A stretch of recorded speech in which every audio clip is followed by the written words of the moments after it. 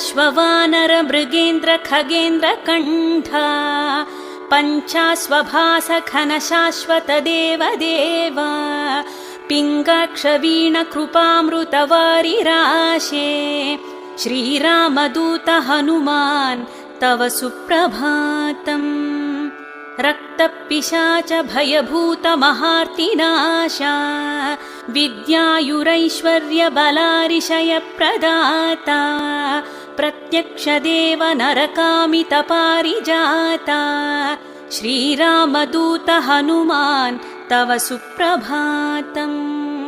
श्रीललिताञ्जलि समुद्भव रत्नदीपा कीशेषकेसरि महोदय पुत्र रत्ना वायुर्वरात्मज महर्षि सुरासि सेव्या श्रीरामदूत हनुमान् तव सुप्रभातम्।